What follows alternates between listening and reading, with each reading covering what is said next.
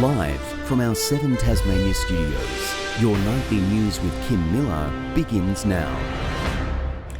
Good evening. Well, a father and his young daughter are dead after a devastating crash in Kingston this morning. The tragedy unfolding when a car collided with a bus, sending it into the path of another 2 vehicles. The heartbreaking reality was clear the moment police arrived.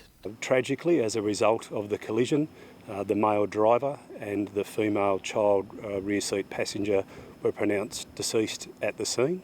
The pair, a 41-year-old man and his young daughter, are both from Kingborough. It's believed their black sedan was travelling south when it collided with a bus heading north. The impact sent it into the path of 2 other cars, leaving mangled wreckage across Kingston's Algona Road. Those unhurt made every effort to help those who were. It's a traumatic scene, and for people to come forward and help, we really appreciate the assistance that was provided. There were no passengers aboard the bus. The driver was taken to hospital with non-life-threatening injuries, as was the driver of another car. The road was closed for most of the day, while investigators tried to grasp why the loss of life occurred. The tragedy comes just days after police renewed pleas for the public to take more care on the roads. Already fatal and serious collisions are higher compared to this time last year. 24 lives have now been taken on Tasmanian roads this year. More than 160 have been seriously injured. The message from police will never change. It's traumatic for everybody involved. It's the last thing that when we turn up to work in the morning, the last thing that we want to do is to attend a scene like this. Sean McComish, 7 Tasmania News. Bell Bay's South 32 Temco smelter has been sold, ending uncertainty about its future. The purchase, spearheaded by an international mining magnate, securing the future of hundreds of local jobs. Plagued by years of doubt and ongoing whispers about the site's future, it has been going for a while, and as we know, the due diligence did take time. Today, the rumour mill was put to bed in what's being described as the perfect outcome for the smelter, Georgetown and hundreds of families. I think it put a spring in the step of everybody in the Georgetown area. International mining giant GFG Alliance full steam ahead with its plans to purchase the entire industrial site from South 32. All 250 workers are set to be retained. Their jobs are secure, that their conditions of employment are secure, and that their service is safe. The man behind the huge takeover, British businessman and billionaire Sanjeev Gupta, credited as the one who rescued South Australia's Whyalla Steelworks from the brink of shutdown. It's starting to look like we have a very compelling offering in the global stage. Despite the smelter's recent struggles and a shift in global markets caused by coronavirus uncertainty, there's optimism the venture will still prove viable in new hands. From a manufacturing point of view, we've actually managed to keep on going, and that's the real confidence boost for Tasmania and northern Tasmania. Industry leaders say this news is not only welcome relief for Temco's existing workforce, but a boost for the Georgetown economy.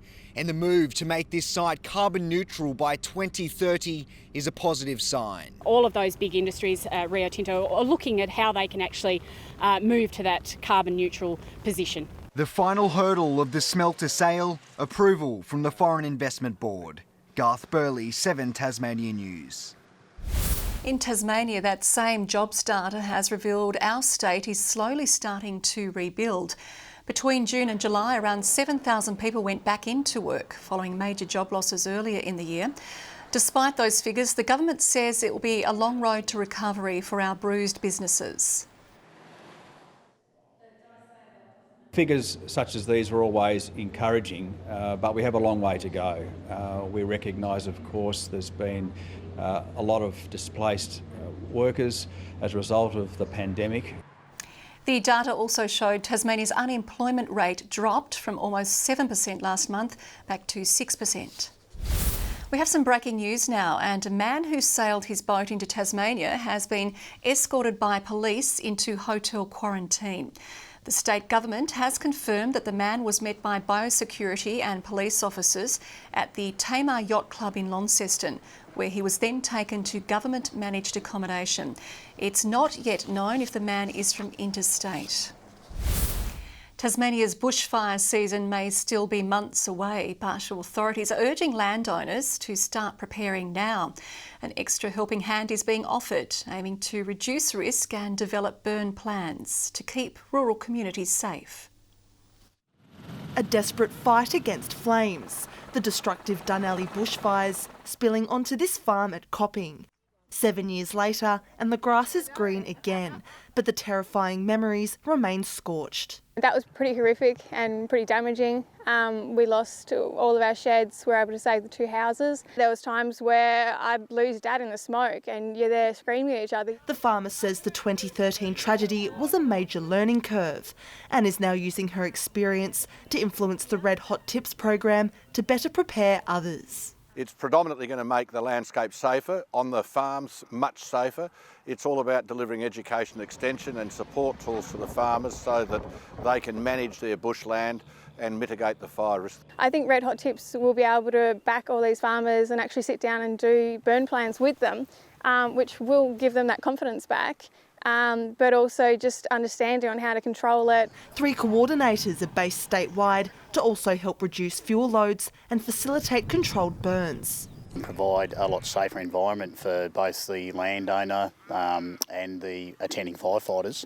Also gives a really good appreciation of what the landowner identifies as being a critical asset to them. Burning, of course, is a management tool, as I said, that's been used for thousands of years, and we need to utilise that in order to keep communities safe and protect the assets that we have in the rural areas. Authorities recommend landowners start preparing their properties from now onwards. Ruby Kamain, 7 Tasmania News. A controversial proposal for a new $55 million private hospital at Newtown has hit another setback. Council officers have recommended the plan be refused for a second time, saying it's not compatible with nearby buildings, doesn't contribute to the streetscape and will have an unreasonable impact on residents. But the developers, Nexus Hospitals, say a new survey has found the majority of respondents support their proposal. The plan will now go before Council on Monday.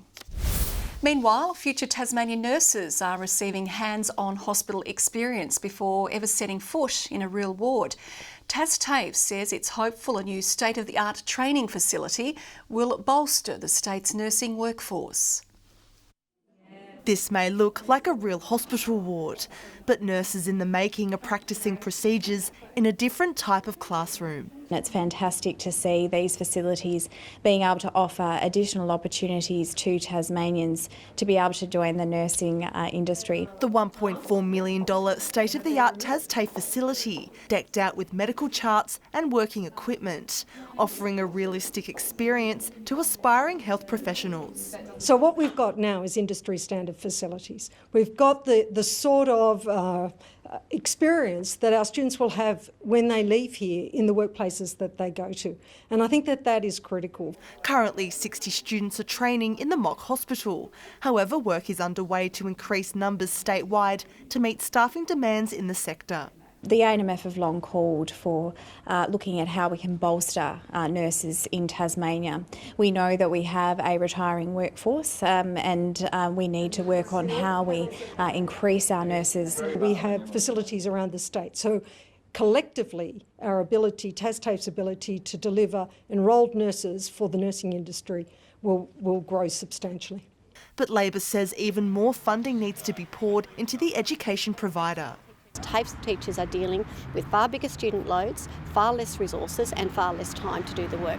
It's about sitting down and investing in TAFE to get it right. Investment in training is so critically important and will continue to be critically important as a result of COVID-19 and the recovery process.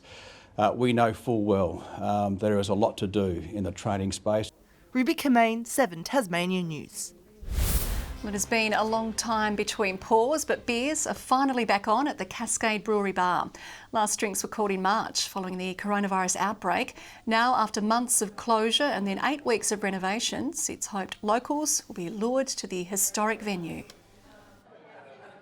It's amazing, really. It's so heartwarming to see people enjoying the space and their reactions to the space as well, because it is very different. There's a fair swathe of the local market that do enjoy this. So now's the time, to refocus that a little bit and make sure that the offering is directly targeting our local community. The bar reopens to the public tomorrow. A beat-up Clarence is looking to reclaim some pride after being run over by the Tigers, but with a growing injury list, the trip to Launceston looms as a mountainous task. After a lacklustre showing at Richmond Oval, the assessment was blunt. We just didn't handle the pressure and we didn't respond. Besides a fighting final quarter where the Roos kicked 5 unanswered goals, Jeremy Webberley says it unwound a positive few weeks. Including myself, I didn't think some of our individual performances are up to standard, so we need to bounce back this week. And they'll need to do it with as many as 4 fewer players to choose from. Brodie Jones and James Bealey are nursing injuries. Ollie Davis and Dylan Howlett are in doubt too. The Blues will be without Tim Bristow. He's torn his hamstring, he'll miss the next couple of weeks, but we actually have the bye next week. But Dylan Riley will be hard to stop. He blew the weekend's game apart with a 4-goal burst in the third term. I've played with him for so many years now that I've seen that from him quite often, but a 10-minute or 15-minute patch where he lights it up and certainly put enough of a gap in the game to give us a little bit of control.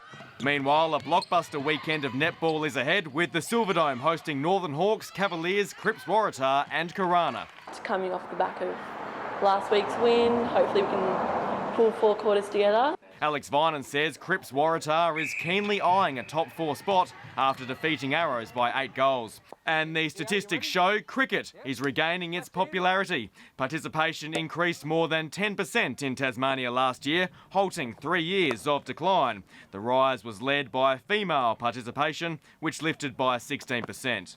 The conversion of junior cricketers into club cricket is a really important stat, 'cause that's a real prover that people are staying in the game. So I think that's an excellent indication that at club level we've got excellent volunteers and we're doing our best to support them to grow the game.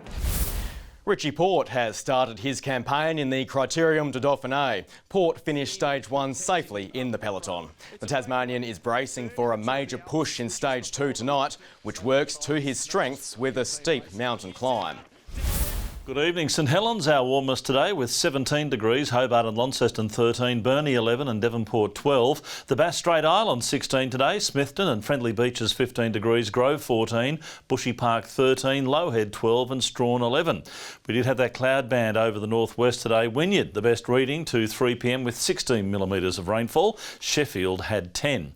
Behind the cloud with the low is a pool of cold air over the Bight and southern WA. Another low has cloud off New South Wales, while some mid-level cloud hovered over central Australia. Tomorrow the low continues its visit to our region along with the associated troughs. The next system follows the high to the west.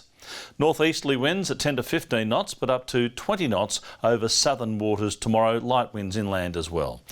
Hobart, a shower or two developing. 16 the high, 17 for Huonville, showers on the way for Campania as well, also on 17. 16 the top for Launceston with rain, Devonport rainy and 14, 15 for Georgetown. Burnie expecting a high of 14 degrees with rain of course, Strawn a shower or two, 17, 14 for Wynyard. And St Helens tomorrow a top of 15 with rain, a shower or two for Swansea, 16 the maximum, 16 for Port Arthur. To the weekend now, and on Saturday rain over the north and east extending statewide during the day. More rain across the state on Sunday, easing in the north in the evening. Light showers over the north on Monday with showers and rain elsewhere, easing later from the southeast. A possible shower in Perth and Adelaide tomorrow, showers and a possible storm for Melbourne. Showers on the way for Canberra, late rain for Sydney, however fine and sunny further north. Cloudy and 12 in Hobart right now, 11 degrees in Launceston, Devonport cloudy and 11. And Kim, tonight I don't believe we had a story about somebody that's invented a cologne that smells like beer. I've got to get some of that. I can go home of a night and wife thinks I've been to the pub. No, I've just been spraying the cologne. I've got to get some. It's not a bad thought. Well done, Merv. Well, that's all your news for now. I'll be back later with some updates. Thanks for joining us tonight. Good night.